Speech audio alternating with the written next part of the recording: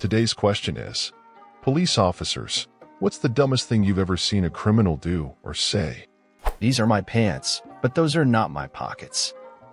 Can't make this shit up. Friend's daughter and daughter's boyfriend get busted with a kilo of weed. Friend's daughter says, "Oh, we weren't going to smoke it. We were going to sell it."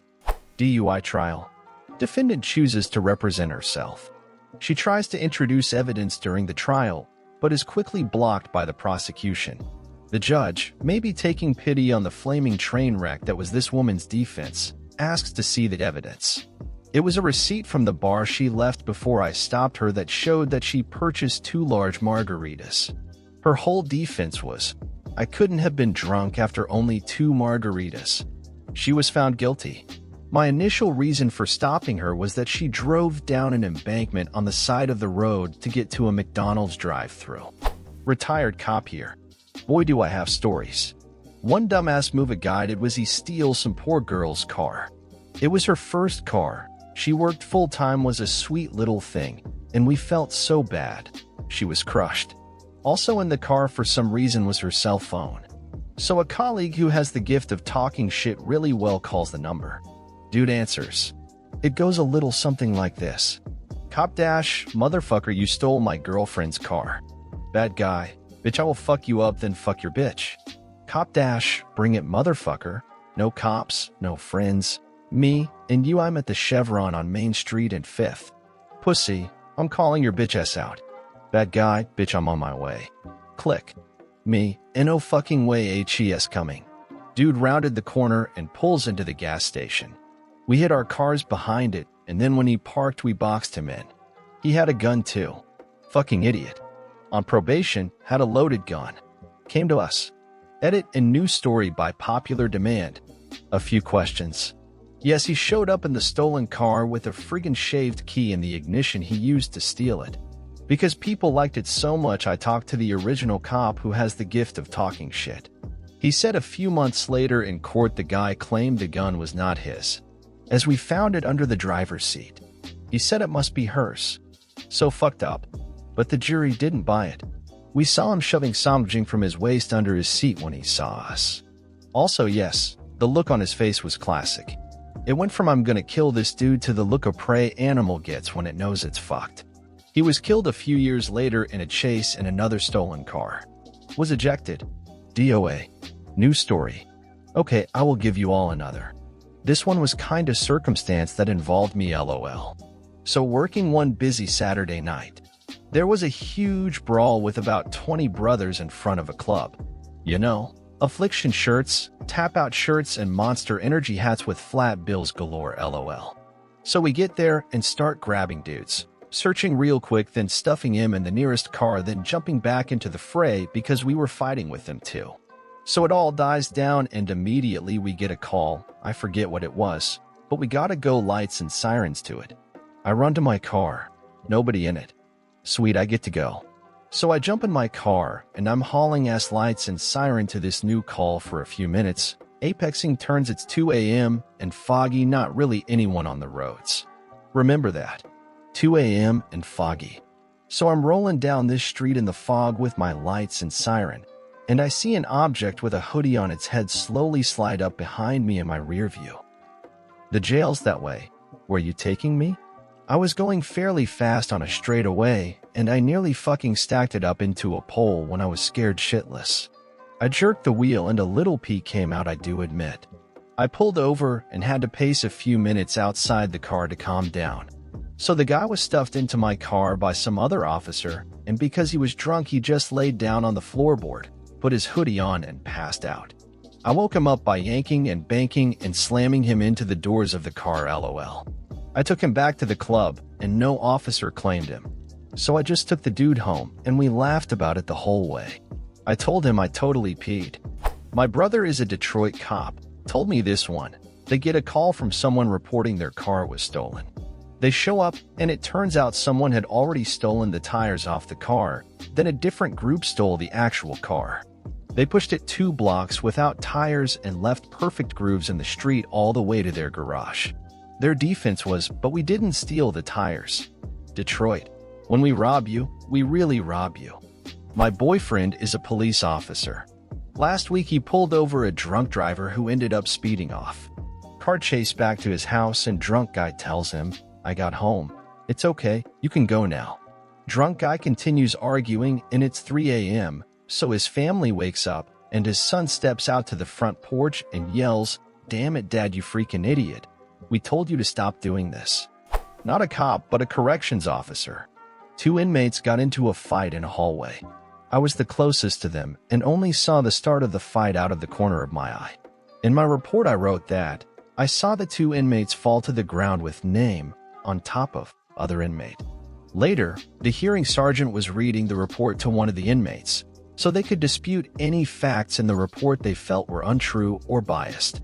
He asked the inmate if they wanted to dispute any facts in my report. The inmate said, "Yeah, we didn't fall to the ground. I grabbed the other inmate and slammed his ass on the floor." What would have been a simple fighting charge turned into an assault charge. "Sir, can I see your driver's license?" "I don't have one." "Then why were you driving?" "I wasn't, I was traveling." My grandpa was a cop. He told me a story about how when he was still in uniform filling up his squad car, someone tried to rob him with a knife. Needless to say, that didn't work out for him. Edit. Some people were a bit confused. My grandpa just pulled his gun and arrested the man. Sorry for the confusion. Apparently it went something like this. "Robber, give me your wallet, Grandpa." "What?" "Robber, give me your wallet." "Grandpa, are you sure you want to do that?" "Robber, you now hand it over." "Grandpa, okay." Pulls gun out. "You're under arrest." Robber sad face, shocked face. Arrested a guy for shooting heroin in the parents' room of a shopping center. Walked in while he had the needle in his arm. We stare at each other for a bit. Then he comes out with, "I'm a diabetic." I cuff him, leave my partner to do the search while I read caution and writes, "Old maid is not diabetic, and we know this because he's got 87 prior convictions for use/possession/trafficking drugs." I go through the usual "you do not have to say or do anything" spiel, then say, "Do you understand these rights?" He's totally cooked on heroin at this point, and he just looks at me and goes, "You want to get dinner tonight?" It's not the worst response I've had to caution and rights though. Woman is waiting for her DUI trial in the courtroom. The lawyers and judge are milling around and getting their paperwork in order. Trial starts in 10 to 15 minutes. The prosecuting attorney asks her if she wants to take the plea deal one last time. She refuses and goes on about how this is unconstitutional and the police and courts are corrupt, and how is she going to take her kid to school, blah blah blah.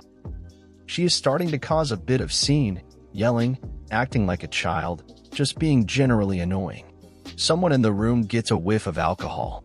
She is out on bond, so she can basically be given a PBD at any time for any reason. Judge orders one on her. She registers as 0.226 in court. This woman who is on trial for DUI had the audacity to drive to court drunk and then moan and groan about how she isn't being treated fairly and we're all corrupt and this is unconstitutional. Not only that, but it explicitly states in your bond conditions that you cannot consume alcohol. So I cuff her and bring her to the jail. She's still running her mouth during the walkover. I had nothing to say. I had absolutely zero sympathy for her. I could barely hold in my laughter on the walk over to the jail. All the people from To Catch a Predator. NBC has online transcripts, and they still come up with the stupidest excuses. Chris Hansen, "Sir, what else could you mean by asking the girl if she was a virgin and then telling her you wanted to penetrate her anally?" Predator, "I'm just here to watch football, man. She told me she was 18. Hansen, "In the transcripts you clearly say she's 13. You could get in trouble for this and ask her not to tell anyone." Not a cop, but rode along frequently as part of a training program. The dumbest thing I saw someone do involved one of those dog crates that you can carry, like for a small dog such as a Chihuahua. This woman was having a dispute with some people who had their dog in one of those carry kennels sitting on the ground. There were 3 officers at the scene. The woman was given a ticket and tossed it on the ground. She was told, "Pick that up or you will be arrested for littering." When she picked it up, she kicked the dog kennel hard enough to make it barrel roll. She was immediately and aggressively taken into custody and charged with animal cruelty. Edit. Since this gained some popularity, let's hate this woman because she was the most annoying person I have ever interacted with. She called 911 to say that there were people she didn't know squatting in her garage apartment, and they had a knife. We got there, and the squatters had tons of regular people belongings that did not match the profile of squatters. Additionally, all of their belongings were strewn along the ground outside in the alleyway. They had texts proving that they had been renting from her, and they said that they were 2 days late on rent. She went crazy and threw all of their stuff outside. The knife that they supposedly had was one of their steak knives that had come out of a shelf that she dumped in the alley. She had also allegedly shoved one of them. By the time we had sorted this all out, the woman had vanished. The officer told them to go ahead and put their stuff back inside and that she'd have to evict them. At this point, they didn't want to press any charges, so we just left to drive around and told them to call back if they had more problems. They called back within 10 minutes. She'd come back and shoved one of them, throwing another temper tantrum. The ticket she got was for assault by contact, and the rest is history. Tossed the ticket on the ground, kicked their dog, and got taken to jail. The best part was that the whole ride to jail she was continuing her tantrum, asking how she was going to jail when she called the police and she didn't do anything wrong. No matter how many times she said that she didn't do anything wrong or that she shouldn't go to jail though, that's exactly where she ended up. Here's my own. So there I was on New Year's Eve. I spent the evening with my buddies and was getting ready to drive home. At the time, I didn't drink, but my new roommate did, so my friend gave me the open bottle of champagne in case she wanted some, since we had quite a bit left. On the way home, on the freeway, I must have turned the corner too sharply and gone out of the lines, because the state patrolman behind me flashed his lights. So the officer shows up, and the first thing he says is, "Hey buddy, why the hell didn't you pull onto the shoulder?" Since I was in the leftmost lane of the 2-lane highway at the time, I pulled over into the median. I guess I had been so startled I hadn't thoroughly thought about it. The next thing the officer did was gesture at the comically large half-empty bottle of champagne looming in the passenger seat and say, "Is that an open alcoholic beverage?" To which I smartly explained that I had put the cork back in it. So no. He asked to see my license. I handed over my license and with a quick glance told me it was invalid. You see, I had received a speeding ticket a few months beforehand and had been paying it off in installments. But I missed one. This was during the recession and times were lean, and an officer pulled me over shortly after and told me my license had been suspended until I got back, and he had taken a hole punch to my license, just stamped a round little hole right through it, apparently to mark it as invalid. Well, I got back on the payment plan and had paid off my ticket, but nobody had mentioned to me that I needed to go to the DMV and request a new license. So I never did, because it just hadn't occurred to me, even though my license literally had a hole in it. After sputtering my excuses to the trooper, he soon came to the conclusion that I wasn't drunk, but was merely very stupid and more trouble than I was worth. He told me that he was going to let me off with a warning and that he was not giving me permission to drive the rest of the way home. But he also told me that my car couldn't just sit there and he was going to drive off, and should my car find a way home somehow, that it was none of his business. Nice guy. One night another officer and I had been tracking a stolen cell phone and narrowed it down to one problem complex in one of the more rougher parts of town.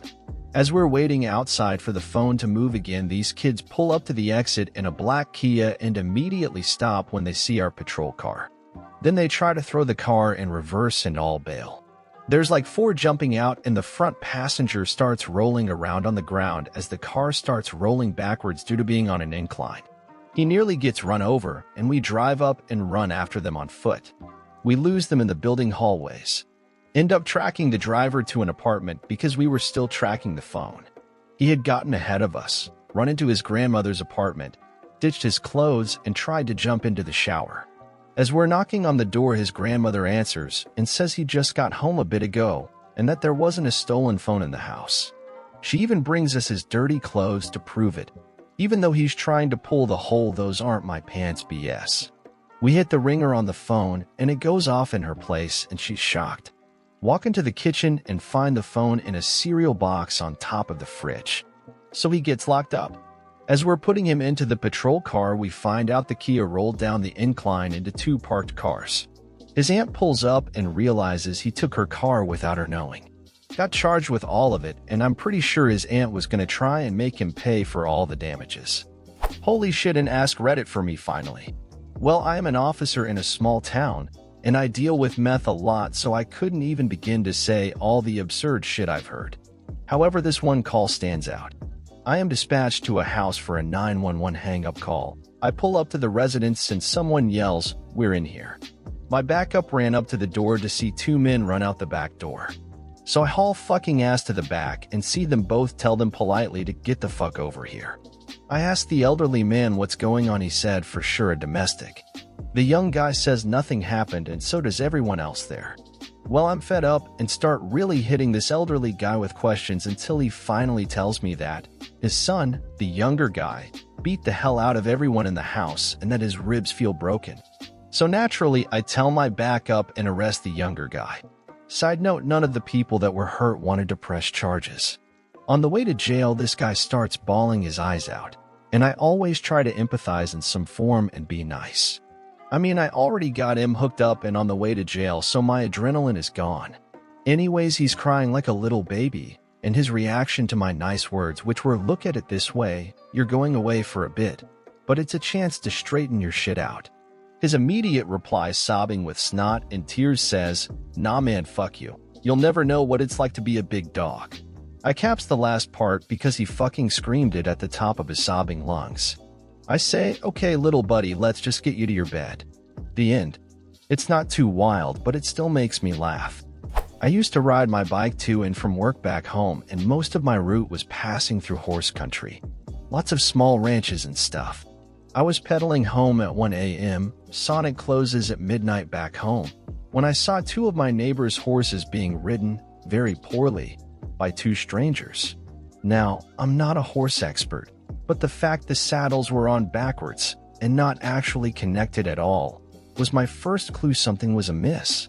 And the fact one of them was yelling, "Damn it, Jim, I ain't going to jail over a damn horse," over and over, was my second clue. So I call the cops, then my neighbor who owns the horses. Unfortunately, my neighbor got to them before the cops did, so the cops had quite a mess on their hands. I ended up almost an hour late getting home because I had to help get the horses back. Neighbor got his own ride in a squad car. Both drunks needed an ambulance. His wife was able to help me get the tack off and brush them down. She was wheelchair bound, but told me what to do. Neighbor was grateful. Once bail was posted, and hooked me up with free rides to and from work whenever I needed, and I got to learn quite a bit about horsemanship. I heard the cops had a laugh. I was police at the time. In the middle of the night, my partner and I found a car in a cemetery. Stolen cars were dumped there regularly. The car had its windows down, and it had only recently been left there. It was still warm to touch. It didn't flag up as stolen, and through the window, I could see a meth pipe in plain view. That gives us the ability to search the car. Inside, we find a bunch of meth pipes, 3.5 grams of meth, a small amount of cannabis, and a handgun. There was also a tablet/phone that was unlocked, and while we were searching the car, the tablet kept on receiving messages from people trying to score meth. I had a quick look through the phone and was able to figure out that the owner of the car had come out from the city. I worked rurally at the time to make a score from one of the local gangs. But the gang didn't want her turning up, so arranged to meet her at the cemetery and conduct business somewhere else. I leave a business card under the wipers, not my card but the station's, and on the back I wrote that she, the owner of the car, should come down to the station if she wants to get her stuff back. And sure enough, she did. At 9 the next morning, meetied out, looking for her drugs and gun. Many years ago, I used to work for the court service, so would get talking to the cops about the latest ridiculous shit. My favorite was a couple of students who had their house broken into and everything stolen. The cops said when he went to take statements, etc., these 2 guys were sitting cross-legged on the floor because the place had been completely emptied. Over the next couple of days, he gets another call out. Same block, but the place next door. Meets the guy at the door who was making a noise complaint for the 2 students next door. Cop knocks on the student's door. It would appear that they are still without possessions with the exception of a stereo someone had lent them, as they literally had nothing left and they were getting drunk with music on to drown their sorrows. They apologize, turn down the music, and close the door. Cop goes back to the complainer to tell him they will now be quiet, and as he's having this conversation can see in the hallway lots of pieces of electronics, furniture, etc. As he's having this conversation, he looks through his notebook and is ticking all these items off the list of stolen stuff from next door. Students got their stuff back. Lesson: if you're going to burgle your next door neighbor, don't invite the cops around to complain about them. Not a police officer, but an ex of mine was out wandering in a wooded area of their town, drunk off their face. At some point, my ex, let's call him Twatwaffle, passes out in a field near a school and some apartments, and his friends just leave him there. Someone sees Twatwaffle laying in the field and calls the cops, worried that it's a dead body. Cop comes, nudges the body, and Twatwaffle starts to wake up. Blackout drunk, he leaps up all aggressive, like causing the cop to jump back and place his hand on his nightstick. Twatwaffle drunkenly screams, "What are you gonna do? Hit me with your stick," and charges the cop, who then attempts to swing the stick. He punches the cop, runs about 10 feet, then lays back down and falls asleep. Cop pepper sprays and arrests him. Twatwaffle remembers nothing. Detailed police report is how I know what happened. It 100% sounds like the stupid shit Twatwaffle would do frequently.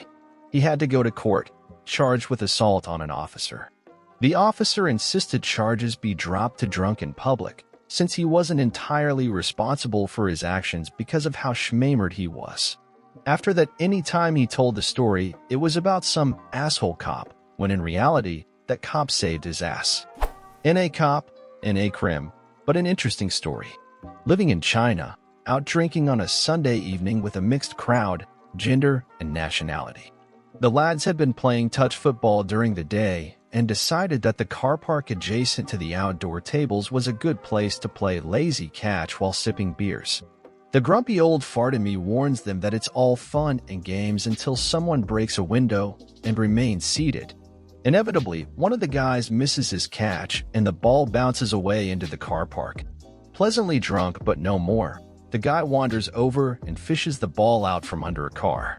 To assist his balance, he put his hand on the hood of the car and bumped the vandal-resistant Mercedes logo over. It's actually designed to go over if pushed and can be righted again with a single finger. Guy wanders back to the group, and they return to playing their game.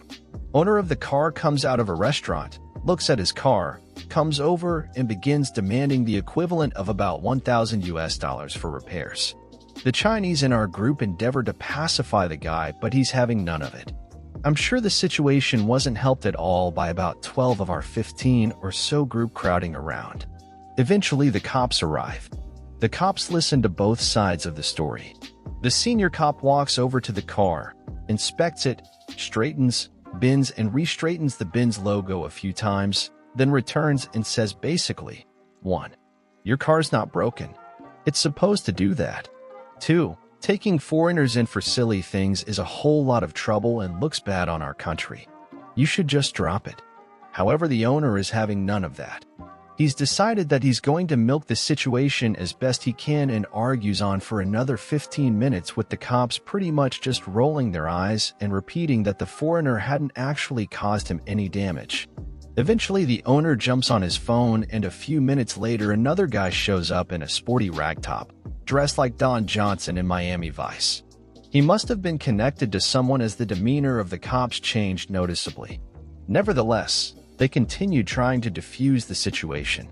5 minutes later, an even higher figure than first claimed is mentioned, and the de facto leader of our group mutters sotto voce, "Fucking Chinese." Well, that was a mistake. The average Joe might not understand much English, but that particular phrase doesn't require a lot of translation. In less than a minute, the poor sap who had the misfortune to have the ball thrown to him was bundled into the cop car and whisked off to the station via the ATM. It was only the quick thinking of one of the Chinese girlfriends, not his own, who dove into the car with him that he had any representation at all. I was told that he had to fish about $2,000 to cover costs, and as I understand it, The main mouth didn't even have the decency to offer any reimbursement for his gaffe. As some people have done in this thread, I'd like to report on my own stupidity. I was driving back from a Hollywood video one night, and there was barely a car on the road.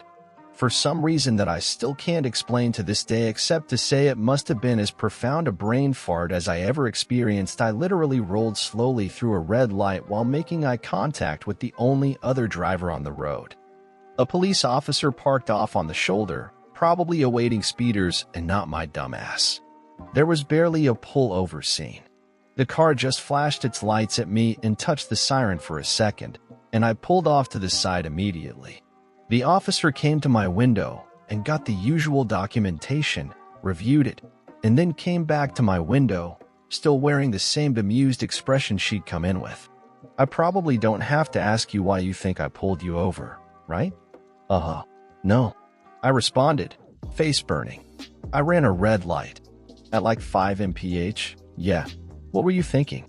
There honestly wasn't a good answer, and I said so. I don't know. I wasn't thinking. I just kind of spaced out. She just kind of stared at me for a moment and then burst out laughing while the shame steamed off me in waves. I guess the public mocking was my punishment, because she finally said, "Okay, I'll accept the spaced out excuse. Please don't space out anymore, okay? Okay." And that is how my dumb self got off with a warning. This happened just last week. Officers attend a house at about 0500 hours looking for a wanted man. Let's call him Mr. A. A woman answers the door, and officers explain their reasoning and ask to come in for a search. She allows it. While searching the bedroom, an officer opens the wardrobe and finds a male in there. "Officer, what's your name?" "Man, I'm Mr. B." "Officer, why are you hiding in the wardrobe?" "Mr. B, I'm not allowed to be here. There's a restraining order between me and her." We still don't know why he admitted everything he had done. Officers knew he wasn't Mr. A as they'd seen a photo of him. It turned out Mr. B had only just come out of a prison sentence, which he served because he broke the previous restraining order and upon his release, went straight to her. He was not a clever man. Would y'all take a dumb security story? At my site, if there is a no-injury accident involving any company vehicle, tow motor, forklift, etc., you have to be transported by security to a medical facility for a drug test and breathalyzer. One day, a supervisor brings up this young girl, maybe early 20s. I was surprised, as I'd never noticed her around, and most of the people running machines here are grizzled old guys who'd been truckers. You need hazmat transport certs to do these jobs here. Whatever. We get in the car, and she says, "Wait, I need to go back inside for something." I tell her I can't let her re-enter the facility until the tests are complete, company policy, etc. I told her I might be able to get her supervisor to bring it out to her. Some people choose to bring medical paperwork, prescriptions, etc., just so there isn't any BS, which is smart. No, I need to get my fake piss out of my gear locker. My brain almost short-circuited. When I regained control of my brain a second later, I told her there is no way that is happening, and that it was illegal. This was a lie, at least in my state. But I was banking on her not knowing that, and it worked. She's like, "I know, but I've used it 2 times before, and it worked." Throughout our ride to the local medical center, she offered me money, tried to get me to stop at her friends' houses so they could piss in a bottle, told me I was ruining her life, you name it. I got her to calm down by explaining that a bad test would only result in the company starting an investigation, which is true. You don't get immediately fired, and they do give a chance for legitimate circumstances to be posed.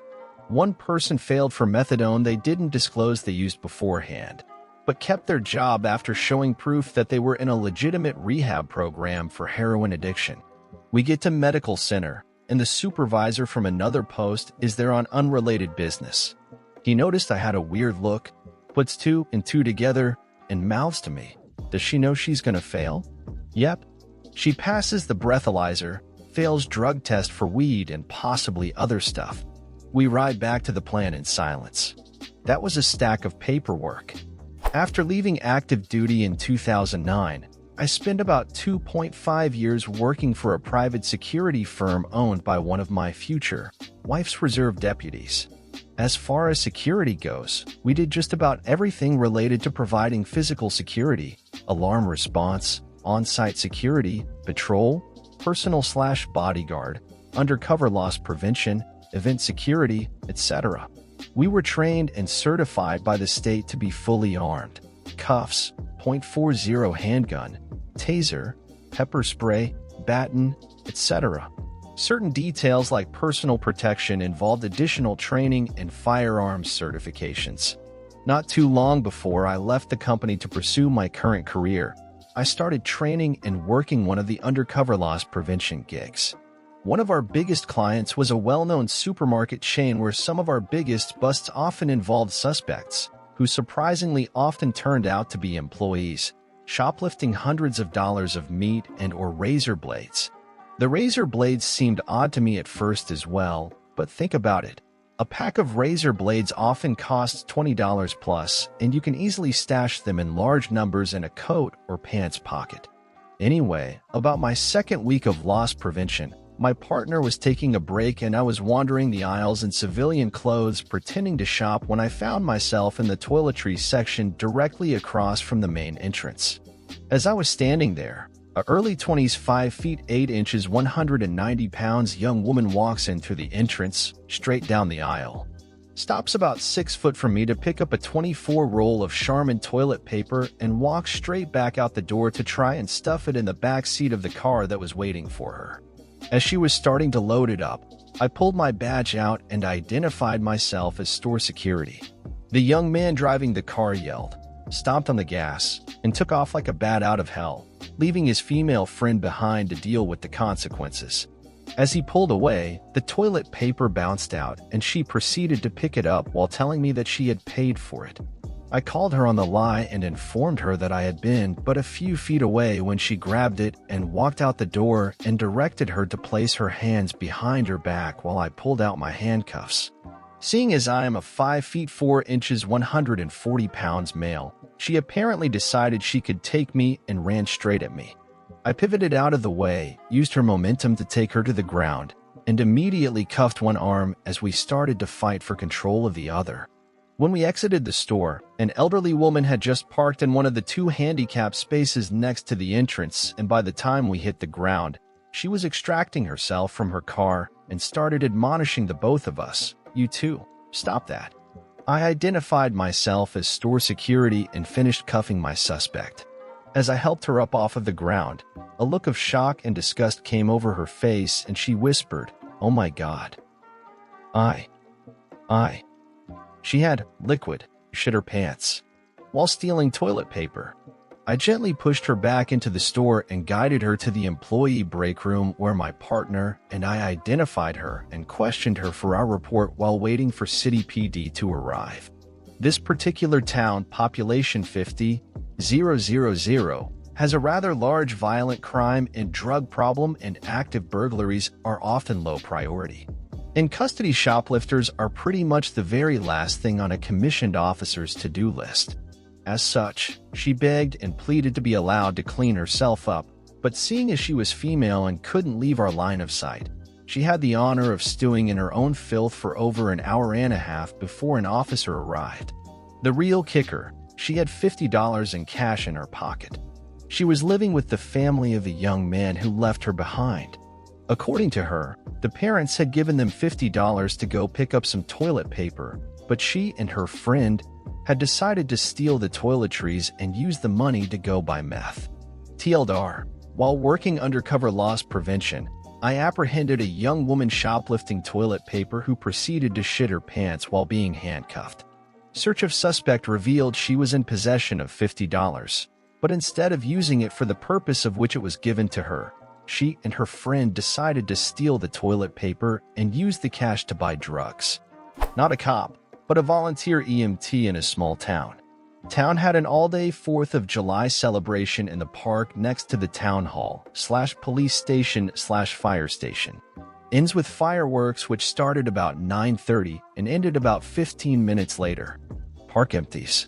At midnight, The one-town cop on duty, out of 2 on the force, gets off shift and pulls into the parking lot at Town Hall. Goes in for a few minutes and comes back out. As he's getting into his personal vehicle, he happens to see across the park some guy lying face down on the ground. Runs out there, and the guy is out cold. That's when dispatch calls us. We get there, and by now the drunk has been somewhat woken up, but is still totally sloshed. Found out later he was nearly 4 times the legal limit. He's refusing to say or do anything the cop and the deputy sheriff that has arrived ask. I get there, and in a well-practiced routine, they back away a bit so that I can talk privately to the patient/idiot. I ask him if he's okay, can I check him out, etc. He's still lying face down, clutching the grass in both hands as if his life depends on not letting go. I pull the whole, I'm not a cop. I'm here to help you.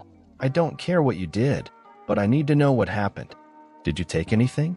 As is to be expected in 99.99987% of these cases, he eventually admits to alcohol use, but he only had 2 drinks.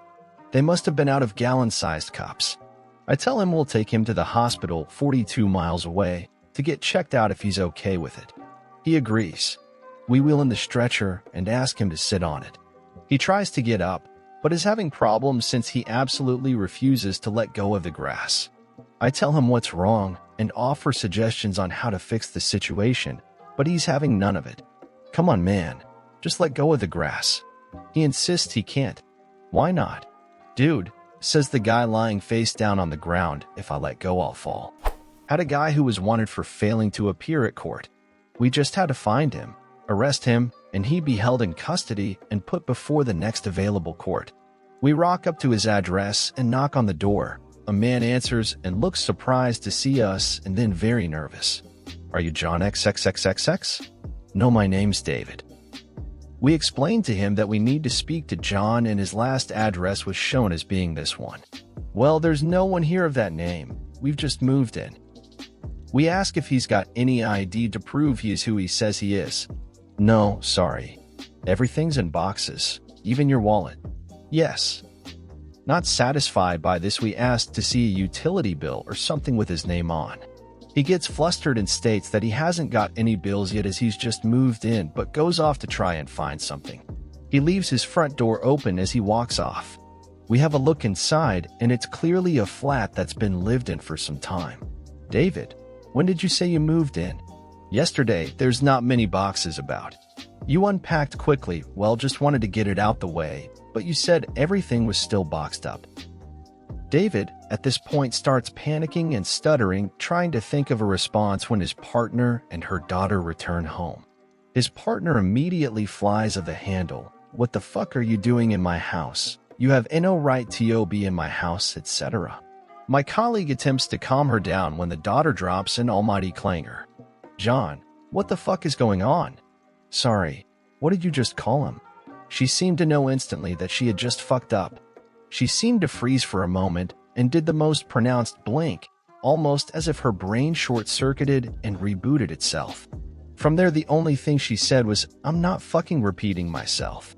John now leans over to his partner and whispers something in her ear, and then his partner just starts shouting, David. David. David. He had obviously told her that he had given a fake name, but she lacked the subtlety to start calling him David naturally, so just started shouting the name David repeatedly. So in the middle of these 2 women shouting and screaming, and the neighbors coming out to see what's going on, John just quietly holds his hands up to my colleague who arrested him and took him away. Then all of a sudden the female's behavior just changed in an instant. The partner got all emotional as if she was never going to see John/David again, and the daughter went from seemingly wanting to kill me to being nice as pie, almost in a you got us, fair play type of moment. John would later admit in the car that he knew he was wanted but didn't expect us to call so late, and he just ordered a kebab to be delivered, so that was the only reason he answered the door. Poor guy never did get to eat that kebab. There was a great article that I saved from my local paper with the title, DWI Suspects Comedy Act Doesn't Go Well. A Sanborn man was driving while intoxicated after he was found by Niagara County Sheriff's deputies passed out at the wheel of his car. A neighbor called 911 to report a man had passed out behind the wheel of his parked car with the engine running. The neighbor said there was smoke coming from the hood and it looked like the car was about to catch fire. The neighbor said it took some effort to wake him up, and when she finally did, she told him his car was about to blow up. Deputies said the man replied, "All right," and got out of the car. Fire personnel and deputies responded to the scene and interviewed the man, who had a bloody lip. When they asked him what happened, he said, "My car almost blew up, man. I could have died." Deputies asked where he was going, and he said, "I got the serious munchies, and I was driving to Mickey D's for a little snack." When they asked if he was alone in the car, he said, "No, I had a group of midgets with me who ran away when you got here."